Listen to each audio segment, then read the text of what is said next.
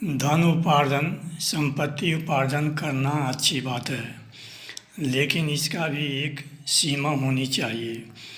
धन संपत्ति के पीछे इस तरह न पड़ जाएं कि अपने स्वास्थ्य, घर परिवार, बाल बच्चे का ध्यान ही न रहे।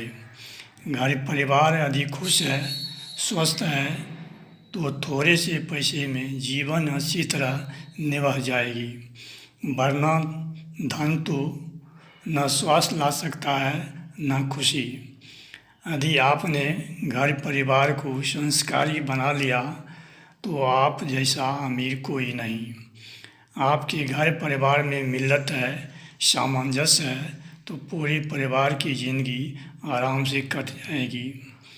पैसे वाले के माँ बाप ही वृद्धाश्रम में जाते हैं, चाहे वे मध्य वर्गीय परिवार का हो या अमीर घराने का। हाँ, ऐसी बात नहीं कि हर मध्य वर्गीय या अमीर घराने में ऐसी घटना घट ही जाती है, लेकिन उसे चैन नहीं मिलता है। कलह घर में जगह बना लेती है, बाप बेटे में ही बंटवारा हो जाता है, अशांति अशांति रहती है। बाहर से जो दिखावा कर ले, ये तो निश्चित है कि चैन की नींद सो नहीं पाते। ढेर सारी बीमारियां हो जाती है, वो भी बड़ी बड़ी बीमारियां। पर संतुलित पैसे वाले इन परेशानियों से बचे रहते हैं, चैन की नींद सोते हैं, स्वस्थ रहते हैं। पचाने के लिए उसे टहलना नहीं पड़ता, चूरन नहीं खाना पड़ता है। पैसे को पहचानने वाले विभिन्न तरह के कष्ट भोगते देखे गए हैं। किसी का बेटा नशेड़ी निकल जाता है तो किसी का बेटा माँ बाप को ही घर से निकाल देता है और धन संपत्ति से वंचित कर देता है। उसे वृद्धाश्रम में भेज दिया जाता है।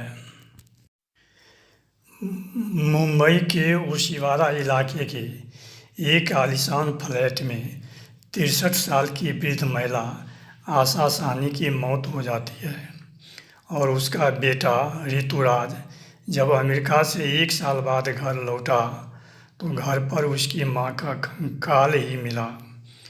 3 से 4 महीने पहले मौत हो गई थी, यानी साल भर मां से कोई बातचीत नहीं हुई।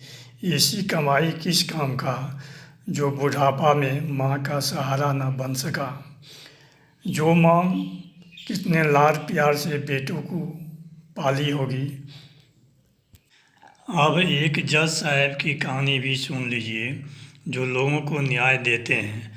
कोरोना से पीड़ित 80 वर्षीय पिता का मृत्यु एक हेल्थ सेंटर में हो गई। बेटे ने शव लेने से इनकार ही नहीं किया, बल्कि अंतिम संस्कार में शामिल भी नहीं हुआ। शव लेने के लिए दूसरे व्यक्ति को अधिकृत कर दिया। आपदा साथी ग्रुप के सहयोग से उनका अंतिम संस्कार किया गया। अब एक और कथा सुन लें। करनाल के बहू बेटे ने बुजुर्ग दंपति बनारसी लाल एवं उनकी पत्नी कैलाश रानी को घर से बाहर निकाल दिया। उनका बड़ा व छोटा बेटा एवं उनकी बड़ी बहू उनका उत्पीड़न करता था। इतना ही नहीं, नाबालिग पोते पोती को भी दुर्व्यवहार के लिए उकसाते थे। बनारसी लाल ने बताया, पेंशन का सारा पैसा ले लिया और घर पर कब्जा कर लिया। कटिहार के दंपति बेटे से तंग आकर अपने बेटी के घर पहुंचा। बेटा वहां भी पहुंच गया। उनसे संपत्ति और मकान लिखवाकर इकलौते बेटे ने माँ बाप को निकाल दिया।